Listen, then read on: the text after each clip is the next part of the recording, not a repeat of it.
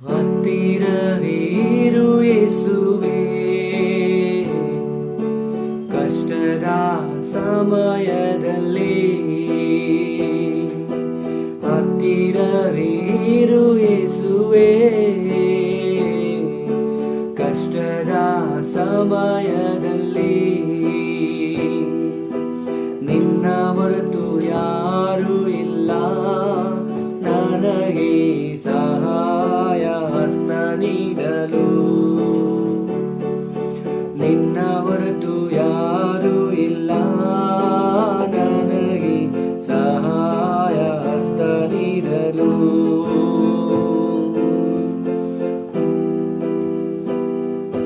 ಹತ್ತಿರವಿರು ಯೇಸುವೇ, ಕಷ್ಟದ ಸಮಯದಲ್ಲಿ ಹತ್ತಿರವಿರು ಯೇಸುವೇ, ಕಷ್ಟದ ಸಮಯದಲ್ಲಿ ನಿನ್ನ ಹೊರತು ಯಾರು ಇಲ್ಲ, ನನಗೆ ಸಹಾಯ ಹಸ್ತ ನೀಡಲು. ನಿನ್ನ ಹೊರತು ಯಾರು ಇಲ್ಲ, ನನಗೆ ಸಹಾಯ ಹಸ್ತ ನೀಡಲು. ಬಲಹೀನ ಸಮಯದಲ್ಲಿ ಬಲವಾಗಿ ಇರು ಯೇಸುವೇ, ಬಲಹೀನ ವೇಳೆಯಲು ಬಲವಾಗಿ ಇರು ಯೇಸುವೇ, ಅಜ್ಞಾನದ ವೇಳೆಯೊಳು ಜ್ಞಾನವ ನೀಡು ಯೇಸುವೇ, ಅಜ್ಞಾನದ ವೇಳೆಯೊಳು ಜ್ಞಾನವ ನೀಡು ಯೇಸುವೇ. ಹತ್ತಿರವಿರು ಯೇಸುವೇ, ಕಷ್ಟದ ಸಮಯದಲ್ಲೂ ಹತ್ತಿರವಿರು ಯೇಸುವೇ, ಕಷ್ಟದ ಸಮಯದಲ್ಲೂ ನಿನ್ನ ಹೊರತು ಯಾರು ಇಲ್ಲ, ನನಗೆ ಸಹಾಯ ಹಸ್ತ ನೀಡಲು. ನಿನ್ನ ಹೊರತು ಯಾರು ಇಲ್ಲ, ನನಗೆ ಸಹಾಯ ಹಸ್ತ ನೀಡಲು.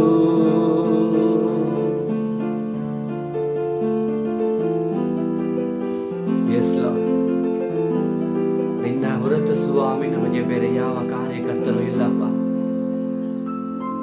ನಿನ್ನ ಪ್ರೀತಿಯೊಂದೇ ಸ್ವಾಮಿ ನಮಗೆ ಶಾಶ್ವತವಾಗಿದೆ. ನಿನ್ನ ಮಾತುಗಳು ಸ್ವಾಮಿ ನಮ್ಮನ್ನ ಬಲಪಡಿಸುವಂತದಾಗಿದೆ ಸ್ವಾಮಿ. ಯೇಸಪ್ಪ ನಿನಗೆ ಸ್ತೋತ್ರಪ್ಪ.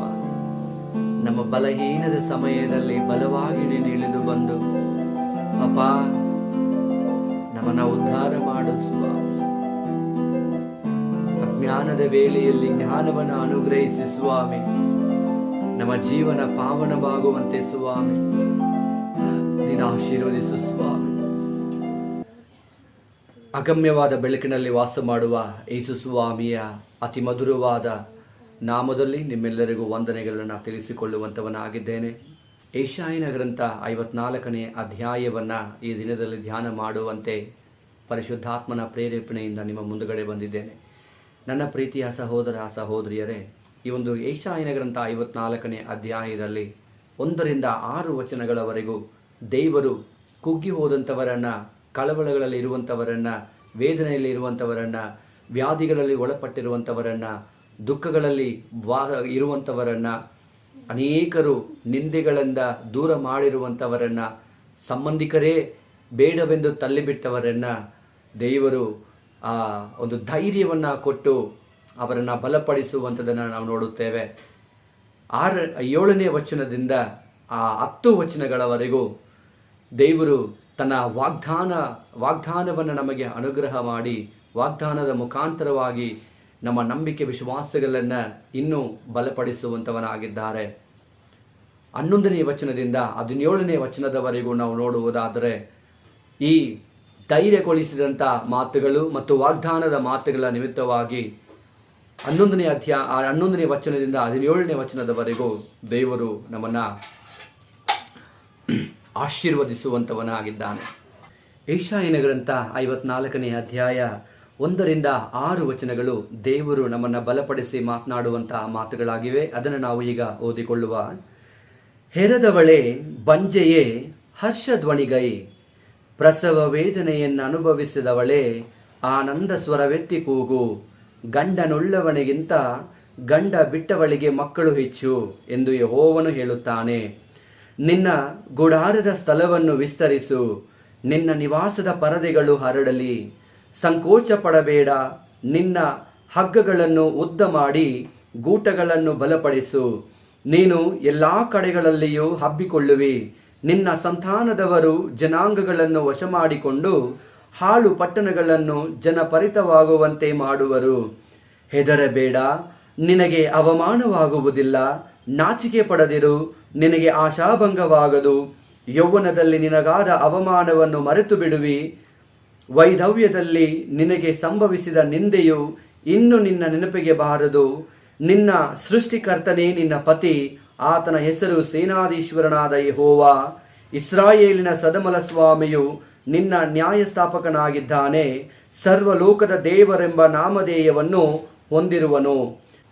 ನೀನು ಬಿಡಲ್ಪಟ್ಟು ಮನನೊಂದ ಹೆಂಡತಿ, ಹೌದು, ತ್ಯಜಿಸಲ್ಪಟ್ಟಲಾದ ನನ್ನ ಯೌವನ ಕಾಲದ ಪತ್ನಿ ಎಂದು ಯೆಹೋವನು ನಿನ್ನನ್ನು ಕನಿಕರಿಸಿ ಕರೆದಿದ್ದಾನೆ ಎಂಬುದು ನಿನ್ನ ದೇವರ ನುಡಿ.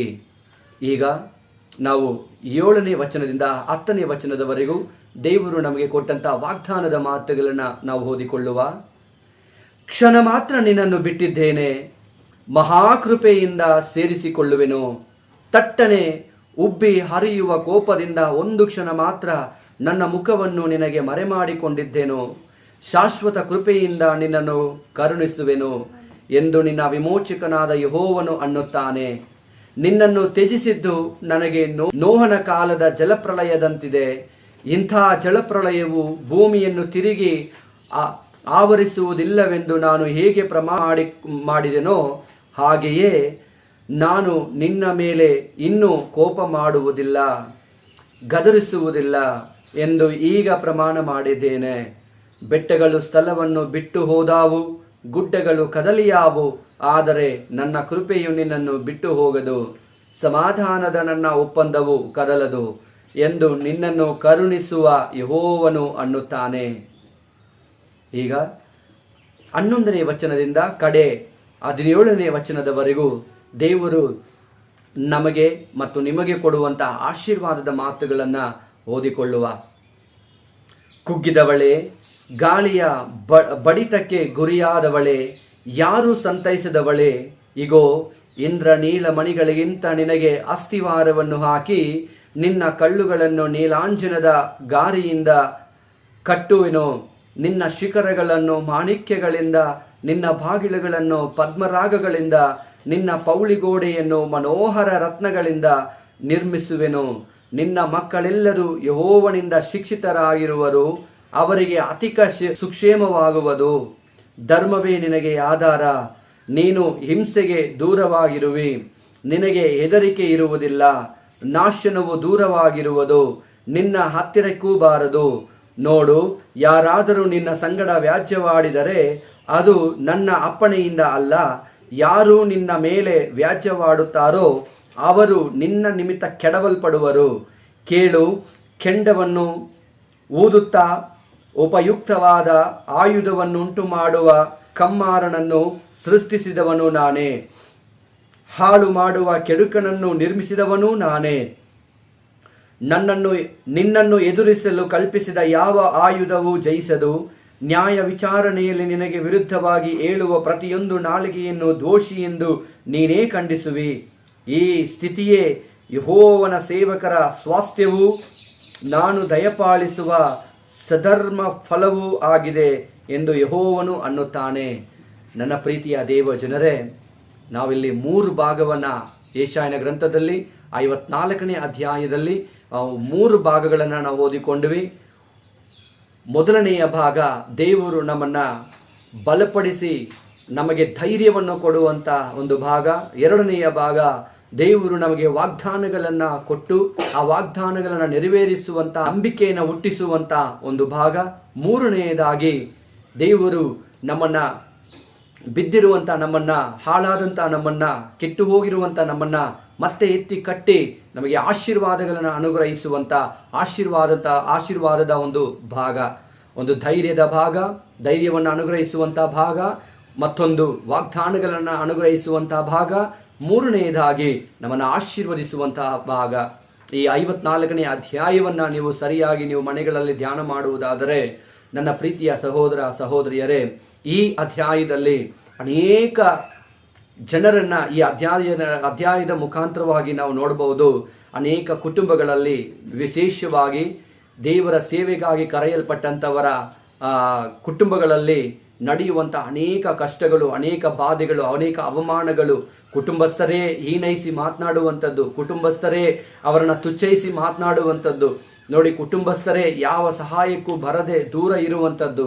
ಇವರು ಹಿಂಗೆ ಮೇಲೆ ಬಂದ್ಬಿಡ್ತಾರೆ, ಇವರು ಏನು ಮಾಡ್ಬಿಡ್ತಾರೆ, ಮತ್ತೆ ಇವರು ನಾಶವಾಗಿ ನನ್ನ ಕಾಲುಗಳ ಬಳಿಯಲ್ಲಿ ಬರಬೇಕು, ಅಂತ ದಿನ ಬಂದೇ ಬರುತ್ತೆ ಅಂತ ಹೇಳಿ ನಮ್ಮ ಪತನವನ್ನ ಎದುರು ನೋಡುತ್ತಾ ನಾವು ಕೆಳಗಡೆ ಬೀಳುವುದನ್ನ ಆಸೆ ಪಡುತ್ತಾ ಕಾಯುತ್ತಾ ಇರುವ ಅನೇಕ ಕುಟುಂಬಸ್ಥರ ಮಧ್ಯದಲ್ಲಿ ನಾವು ಅಸಮಾಧಾನವನ್ನು ಕಳೆದುಕೊಂಡ ವೇಳೆಯಲ್ಲಿ, ದುಃಖದಲ್ಲಿ ಹಾದು ಬರುವಂತಹ ವೇಳೆಯಲ್ಲಿ ಬರೀ ಕಣ್ಣೀರು, ಕಳವಳಗಳು ಇಷ್ಟೇ ನಮ್ಮ ಜೀವನವಾಗಿದೆ ಎಂಬುದಾಗಿ ನಾವು ನೋಡುವಂತಹ ವೇಳೆಯಲ್ಲಿ ದೇವರು 54ನೇ ಅಧ್ಯಾಯ 1-6 ವಚನಗಳಲ್ಲಿ ಹೇಳ್ತಾರೆ, ನಾನು ನಿನ್ನ ಸಂಗಡ ಇದ್ದು ನಿನ್ನನ್ನು ಬಲಪಡಿಸುವೆನು, ನೀನೆಂದಿಗೂ ಹೆದರಬೇಡ ಎಂಬುದಾಗಿ 7ನೇ ವಚನದಿಂದ 10ನೇ ವಚನದವರೆಗೂ ಹೇಳ್ತಿದ್ದಾರೆ. ನನ್ನ ಸಂಕಲ್ಪಗಳು ನಿನ್ನ ಜೀವನದಲ್ಲಿ ನೆರವೇರುತ್ತದೆ ಎಂಬುದಾಗಿ 11ನೇ ವಚನದಿಂದ 17ನೇ ವಚನದಲ್ಲಿ ಹೇಳುತ್ತದೆ, ನಿನ್ನ ಎಲ್ಲ ಕಾರ್ಯಗಳು ಸಫಲವಾಗುತ್ತದೆ, ನಿನಗೆ ನಿನ್ನ ವಿರುದ್ಧವಾಗಿ ಮಾಡಲ್ಪಟ್ಟಂತ ಯಾವ ಆಯುಧಗಳು ಅದು ನಿಲ್ಲುವುದಿಲ್ಲ ಎಂಬುದಾಗಿ ದೇವರು ವಾಗ್ದಾನ ಪರವಾಗಿ ನಿಮ್ಮನ್ನು ಆಶೀರ್ವಾದ ಮಾಡುವಂತವನಾಗಿದ್ದಾನೆ. ನನ್ನ ಪ್ರೀತಿಯ ಸಹೋದರ ಸಹೋದರಿಯರೇ, ಆದುದರಿಂದ ನಾವು ಏನನ್ನ ಮಾಡಬೇಕು, ಏನನ್ನ ಮಾಡಬಾರದು ಅಂತ ನಾವು ತಿಳಿದುಕೊಂಡವರಾಗಿ ಧೈರ್ಯದಿಂದ ಮುನ್ನುಗ್ಗೋಣ. ದೇವರು ನಮ್ಮ ಸಂಗಡ ಇದ್ದಾರೆ, ದೇವರ ವಾಕ್ಯಗಳಿಂದ ನಮ್ಮನ್ನು ಬಲಪಡಿಸುವಂತವರಾಗಿದ್ದಾರೆ, ದೇವರು ನಮ್ಮನ್ನು ಪ್ರತಿದಿನವೂ ಪ್ರತಿ ಕ್ಷಣವೂ ನಮ್ಮನ್ನು ಕಾಯುವಂತವನಾಗಿದ್ದಾನೆ.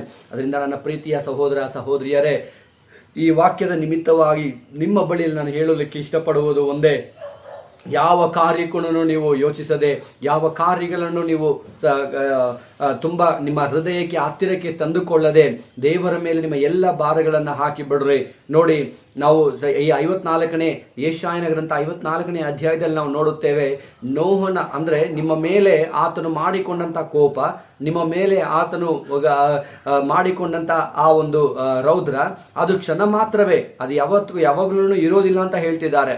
ಯಾಕೆಂದ್ರೆ ಅವ್ರು ನೋಡಿ, ನಮ್ಮ ಮೇಲೆ ಕೋಪ ಮಾಡಿಕೊಂಡಿರುವಂತದ್ದು ಆತನಿಗೆ ಹೇಗೆ ಅನಿಸ್ತಾ ಇದೆ ಅಂತ ಹೇಳಿದ್ರೆ, ನೋಹನ ಕಾಲದಲ್ಲಿ ಜಲಪ್ರಳಯವಾಗಿ ಇಡೀ ಪ್ರಪಂಚವೇ ಜಲದಿಂದ ಅಂದ್ರೆ ನೀರಿನಲ್ಲಿ ಮುಳುಗಿ ಹೋಗಿ ಎಲ್ಲ ನಾಶವಾಯಿತು. ಆಗ ದೇವರು ಅಷ್ಟು ಭಯಂಕರವಾದಂತಹ ಒಂದು ಕಾರ್ಯವನ್ನ ಭೂಮಿಯಲ್ಲಿ ಮಾಡಿದ್ರು.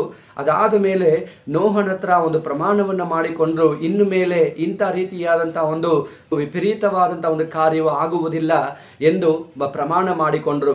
ಅದೇ ರೀತಿಯಾಗಿ ದೇವರು ಹೇಳ್ತಿದ್ದಾರೆ, ನಾನು ಇದುವರೆಗೂ ನಿನ್ನ ಮೇಲೆ ಮಾಡಿಕೊಂಡಂತಹ ಕೋಪ, ಇದುವರೆಗೂ ನಿನ್ನ ಮೇಲೆ ತೋರಿಸಿದಂತ ಆ ಒಂದು ವ್ಯಾಧಿಗಳು ಬರಮಾಡಿದಂತಹ ವ್ಯಾಧಿಗಳಾಗಲಿ, ಕಷ್ಟಗಳಾಗಲಿ, ಹೋರಾಟಗಳಾಗಲಿ, ಕಣ್ಣೀರುಗಳಾಗಲಿ, ಸಾಲದ ಸಮಸ್ಯೆಗಳಾಗಲಿ, ನಿನ್ನನ್ನ ಭೇದಿಸುವಂತ, ನಿನ್ನನ್ನ ಕಷ್ಟ ಕೊಡುವಂತ, ನಿನಗೆ ನೋವನ್ನು ಕೊಡುವಂತ ಕಾರ್ಯಗಳನ್ನ ನಾನಿನ್ನು ಮೇಲೆ ಮಾಡೋದಿಲ್ಲ. ನಾನು ನಿನ್ನ ಮೇಲೆ ಕೃಪೆಯನ್ನು ತೋರಿಸ್ತೇನೆ, ನಾನು ನಿನ್ನ ಮೇಲೆ ನಿನ್ನನ್ನು ಪ್ರೀತಿಸ್ತೇನೆ, ನಾನು ನಿನ್ನನ್ನು ಕಾಯುತ್ತೇನೆ ಎಂಬುದಾಗಿ ದೇವರು ನಮ್ಮನ್ನ ವಾಕ್ಯದ ಮುಖಾಂತರವಾಗಿ ನಮ್ಮನ್ನು ಬಲಪಡಿಸುವಂತವರಾಗಿದ್ದಾರೆ, ವಾಕ್ಯದ ಮುಖಾಂತರವಾಗಿ ನಮ್ಮನ್ನ ಮಾತನಾಡುವಂತವರಾಗಿದ್ದಾರೆ. ನನ್ನ ಪ್ರೀತಿಯ ಸಹೋದರ ಸಹೋದರಿಯರೇ, ಒಂದು ವೇಳೆ ನೀವು ಕುಗ್ಗಿ ಹೋಗಿರಬಹುದು, ಒಂದು ವೇಳೆ ನೀವು ಮನ ನೊಂದು ಹೋಗಿರಬಹುದು, ಒಂದು ವೇಳೆ ನೀವು ಕಷ್ಟದಲ್ಲಿರಬಹುದು, ಒಂದು ವೇಳೆ ಹಣಕಾಸುಗಳಲ್ಲಿ, ಹಿಂಸೆಗಳಲ್ಲಿ, ಹೋರಾಟಗಳಲ್ಲಿ ಹಾದು ಹೋಗ್ತಾ ಇರಬಹುದು, ಮನೆಯಲ್ಲಿ ರೇಷನ್ ಇಲ್ಲದೆ ಕಣ್ಣೀರಿನಿಂದ ಹಾದು ಹೋಗ್ತಾ ಇರಬಹುದು, ಕುಟುಂಬದಲ್ಲಿ ಮಕ್ಕಳಿಗೆ ಏನು ಈಸ್ಕೊಡ್ಲಿಕ್ಕೆ ಆಗದೆ ನೀನು ನೊಂದುಕೊಂಡು ಹೋಗ್ತಾ ಇರಬಹುದು.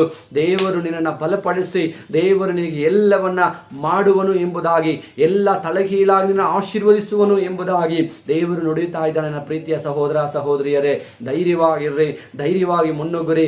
ಈ 54ನೇ ಅಧ್ಯಾಯದಲ್ಲಿ ಹೇಳಿರುವ ಹೇಳಿರುವ ಎಲ್ಲ ಆಶೀರ್ವಾದಗಳು ನಿಮಗೂ, ನಿಮ್ಮ ಕುಟುಂಬಕ್ಕೂ, ನಿಮ್ಮ ಮಕ್ಕಳಿಗೂ, ನಿಮ್ಮ ಜೀವನದ ಭವಿಷ್ಯತ್ತಿನಲ್ಲಿ ಇರುವಂತ ಎಲ್ಲಾ ಕಾಲದಲ್ಲಿ, ಎಲ್ಲಾ ಗಳಿಗೆಯಲ್ಲಿಯೂ ಅದು ನಿಮಗೆ ಬಂದು ಸೇರುತ್ತದೆ. ದೇವರ ಮೇಲೆ ಮಾತ್ರ ನಂಬಿಕೆ ಇರಲಿ, ದೇವರ ಮೇಲೆ ಮಾತ್ರ ವಿಶ್ವಾಸವಿರಲಿ. ದೇವರು ನಿಮ್ಮನ್ನ ಅತಿ ಅದ್ಭುತವಾಗಿ ಆಶೀರ್ವದಿಸಿ ನಿಮ್ಮನ್ನ ಮುನ್ನಡೆಸಲಿ.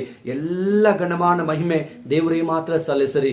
ಯೇಸು ಸ್ವಾಮಿಯು ನಿಮ್ಮನ್ನ ಅಪರಿಮಿತವಾಗಿ ಪ್ರೀತಿಸುವುದರಿಂದ ಆ ಪ್ರೀತಿಯ ನಿಮಿತ್ತವಾಗಿ ನಾನು ನಿಮ್ಮನ್ನ ಎಲ್ಲ ತಂದೆ, ಮಗ, ಪರಿಶುದ್ಧಾತ್ಮನ ಹೆಸರಿನಲ್ಲಿ ಈ ಆಶೀರ್ವಾದಗಳನ್ನ 54ನೇ ಅಧ್ಯಾಯದಲ್ಲಿ ಹೇಳಲ್ಪಟ್ಟಿರುವಂತಹ ಆಶೀರ್ವಾದಗಳನ್ನ, ವಾಗ್ದಾನಗಳನ್ನ ಮತ್ತು ಧೈರ್ಯದ ಮಾತುಗಳನ್ನ ನಿಮ್ಮ ಕುಟುಂಬದ ಮೇಲೆ ನಾನು ಮಾತನಾಡುತ್ತೇನೆ. ನಿಮ್ಮ ಕುಟುಂಬದ ಮೇಲೆ ನಾನು ಈಗಲೇ ಅದನ್ನ ಪ್ರಚುರಪಡಿಸ್ತೇನೆ. ಯೇಸು ಕ್ರಿಸ್ತುವಿನ ನಾಮದಲ್ಲಿ ಈ ಆಶೀರ್ವಾದವು ಈ ಒಂದು ಆನ್ಲೈನ್ ಮುಖಾಂತರವಾಗಿ ನೋಡುತ್ತಿರುವ ಪ್ರತಿಯೊಬ್ಬರ ಕುಟುಂಬದಲ್ಲಿಯೂ, ಪ್ರತಿಯೊಬ್ಬರ ಮನೆಯಲ್ಲಿಯೂ ಅದು ಈಗಲೇ ಹೊಕ್ಕಳಿ ಎಂಬುದಾಗಿ ನಾನು ಮಾತನಾಡುವಂತವನಾಗಿದ್ದೇನೆ. ದೈವ ಸೇವಕನಾಗಿರುವಂತ ನಾನು ತಂದೆ, ಮಗ, ಪರಿಶುದ್ಧಾತ್ಮನ ಹೆಸರಿನಲ್ಲಿ ಈಗೋ ಕಷ್ಟದಲ್ಲಿ, ವ್ಯಾಧಿಯಲ್ಲಿ ನೊಂದಂತವರು, ಬಾಧೆಗಳಲ್ಲಿ ಇರುವಂತವರು, ಹಣಕಾಸುಗಳ ನಿಮಿತ್ತವಾಗಿ ಗೊಂದಲಕ್ಕೆ ಒಳಪಟ್ಟಿರುವಂತವರ ಹೃದಯಗಳನ್ನ ಯೇಸುವಿನ ನಾಮದಲ್ಲಿ ಈಗೋ ಪರಿಶುದ್ಧಾತ್ಮನೇ ಸಂಧಿಸುವಿ.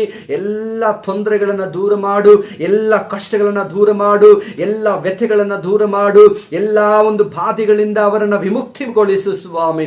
ಯೇಸು ಕ್ರಿಸ್ತುವಿನ ನಾಮದಲ್ಲಿ ನಾನು ಪ್ರಾರ್ಥಿಸ್ತೇನೆ. ಮನೆಯನ್ನು ಆಶೀರ್ವದಿಸ್ತೇನೆ, ಕುಟುಂಬವನ್ನು ಆಶೀರ್ವದಿಸ್ತೇನೆ, ಮಕ್ಕಳೆಲ್ಲರೂ ಆಶೀರ್ವಾದವಾಗಿ ಇರುವಂತೆ ನಾನು ಆಶೀರ್ವದಿಸ್ತೇನೆ ಸ್ವಾಮಿ. ಈಗ ಕರ್ತನೆ ಸ್ವಾಮಿ 54ನೇ ಅಧ್ಯಾಯ 17ನೇ ವಚನದಲ್ಲಿ ಹೇಳಿರುವ ಪ್ರಕಾರ ನಿನ್ನನ್ನು ಎದುರಿಸಲು ಕಲ್ಪಿಸಿದ ಯಾವ ಆಯುಧವು ಜಯಿಸದು. ನ್ಯಾಯ ವಿಚಾರಣೆಯಲ್ಲಿ ನಿನಗೆ ವಿರುದ್ಧವಾಗಿ ಹೇಳುವ ಪ್ರತಿಯೊಂದು ನಾಲಿಗೆಯನ್ನು ದೋಷಿ ಎಂದು ನಾನು ಖಂಡಿಸುವೆ ಎಂಬ ಮಾತಿನ ಪ್ರಕಾರ ಯೇಸು ಕ್ರಿಸ್ತುವಿನ ನಾಮದಲ್ಲಿ ಪ್ರತಿಯೊಂದು ಕುಟುಂಬಗಳ ಮೇಲೆ ಅಪ್ಪ ನಿನ್ನ ವಾಕ್ಯಕ್ಕೆ ವಿರೋಧವಾಗಿ ಬಂದಂತ ಎಲ್ಲ ಮಾತುಗಳನ್ನ ನಾವು ಖಂಡಿಸಿ ಪ್ರಾರ್ಥಿಸ್ತೇನೆ ಯೇಸು ಕ್ರಿಸ್ತುವಿನ ನಾಮದಲ್ಲಿ. ಈಗ ಕರ್ತನೇ ಸ್ವಾಮಿ, ನೀನು ನಾಶವಾಗಿ ಹೋಗುತ್ತೆ ಎಂದು ಹೇಳಿದಂತ ಮಾತುಗಳನ್ನ, ಯೇಸುವಿನ ನಾಮದಲ್ಲಿ ನೀನು ಉದ್ಧಾರವಾಗುವುದಿಲ್ಲ ಎಂದು ಹೇಳಿದಂತ ಮಾತುಗಳನ್ನ, ನೀನು ಮೇಲೆ ಬರುವುದಿಲ್ಲ ಎಂಬುದಾಗಿ ಹೇಳಿದಂತ ಮಾತುಗಳನ್ನ, ನೀನು ಕೆಟ್ಟು ಹೋಗುವಿ ಎಂಬುದಾಗಿ ಹೇಳಿದಂತ ಮಾತುಗಳನ್ನ ಯೇಸುವಿನ ನಾಮದಲ್ಲಿ ನಾವು ಬಂಧಿಸಿ ನಾವು ಪ್ರಾರ್ಥಿಸ್ತೇವೆ.